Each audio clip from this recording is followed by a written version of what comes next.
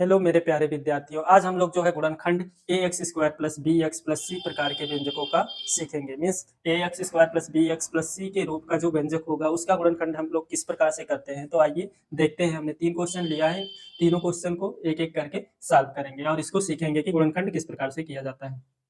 तो सबसे पहले हमें क्या ध्यान देना है, जो एक्स स्क्वायर है इसका गुणांक कितना है। तो इसका गुणांक यानी कि इसके गुणे में कितना छिपा हुआ है। तो यहाँ पर 1 छिपा हुआ है। कोई भी नंबर हो, कोई भी बीजीय संख्या हो या जो है अचर पद हो, चर हो या अचर पद हो, उसका गुणांक 1 छिपा होता है। तो यहाँ पर 1 छिपा है इसका। और जो अचर पद यानी कि जो लास्ट वाला पद है इसका मल्टीप्लाई करेंगे, जो आपको प्राप्त होगा उसको दिमाग में आपको रखना है। उसके बाद में इस नंबर को इस प्रकार से तोड़ना है कि जोड़ने और घटाने पर ये जो बीच में है नंबर वो हमें प्राप्त हो जाए। जैसे यहाँ पर +5 है तो +5 हमें प्राप्त हो जाए। तो सबसे पहले इसको तोड़कर ऐसे दो नंबर को फाइंड आउट कर लेते हैं। तो 2 3 6 और 2 और 3 को जोड़ने पर क्या होता है, 5 हो जाता है। इस प्रकार से दो नंबर क्या है, 3 और 2 है। तो उसको सबसे पहले आप इस वाले पद को यहाँ पर उतार लीजिए, एक्स स्क्वायर वाले को, और +6 को यहाँ पर, क्योंकि इसमें आपको कुछ नहीं करना है, तोड़ना है इसको और इसके स्थान पे लिख देना है।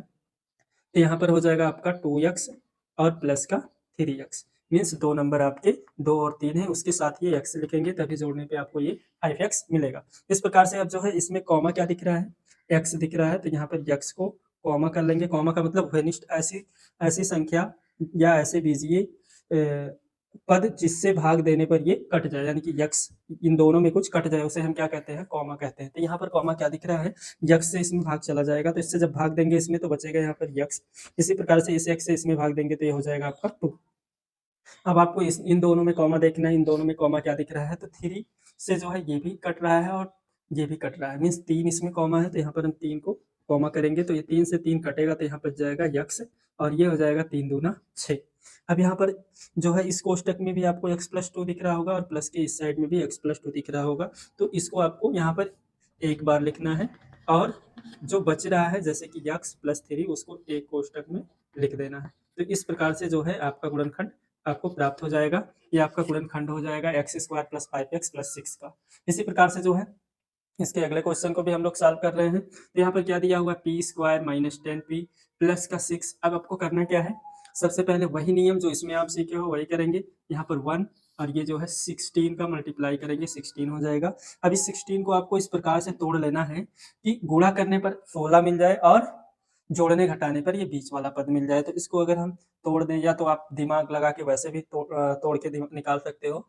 जैसे अब यहाँ पर 16 की बात हो रही है तो 8 दूना 16 और 8 और 2 को अगर हम जोड़े तो हो जाता है 10। तो इस प्रकार से जो है यहाँ पर सबसे पहले इसको आप ऐसे उतार लो। उसके बाद में ये वाला जो लास्ट वाला नंबर है इसको यहाँ पर उतार दो। अब यहाँ पर इसके स्थान पे इसको तोड़ने के बाद लिखना था हमें, तो गुणा करने पर 16 आ रहा है, 8 दूना 16 और जो है जोड़ने घटाने पर कितना आना चाहिए था, -10। तो यहाँ पर कैसे आएगा ये संख्या, तो यहाँ पर हो जाएगा -8p और उसके बाद में -2p। ये जब दोनों माइनस रहेंगे तो माइनस माइनस का मल्टीप्लाई होगा तो प्लस बनेगा और 8 दूना 16 हो जाएगा। माइनस रहेगा तो जुड़ जाएगा, जुड़ के यहाँ पर -10p प्राप्त हो जाएगा।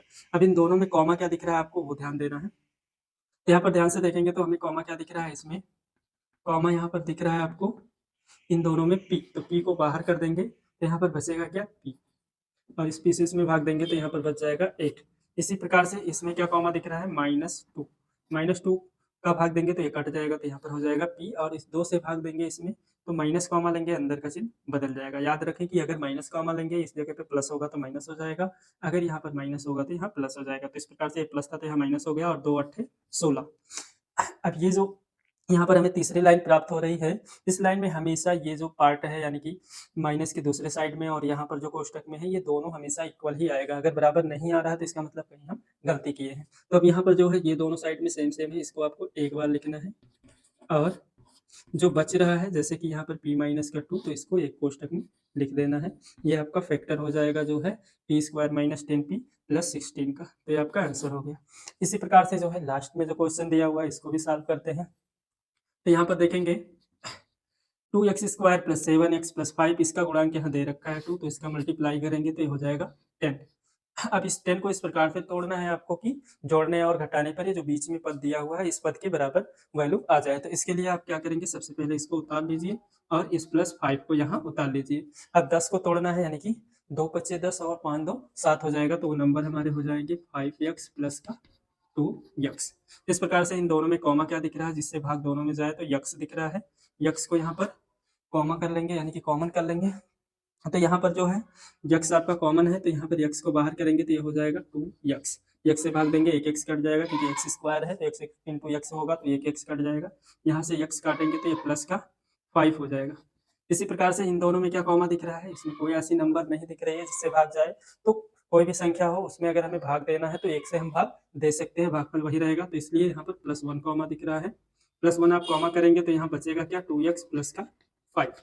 अब हम क्या देख रहे हैं, ये दोनों सेम सेम है, तो इसको क्या करना है आपको, यहाँ पर जो है इस प्रकार से उतार लेना है एक बार, और जो बच रहा है उसको एक कोष्टक में इस प्रकार से उतार देना है। ये हो जाएगा आपका factor 2x square plus 7x plus 5 का। एक क्वेश्चन आप लोगों के लिए जो है बोर्ड पर हम लिख रहे हैं, इसको आप लोग सॉल्व करके जो है कमेंट में इसका फैक्टर जरूर लिखकर भेजेंगे। तो यहाँ पर हम लिख दिया x स्क्वायर प्लस का जो है यहाँ पर हो गया आपका 12x, कितना हो गया 12, और जो है यहाँ पर हो गया 36।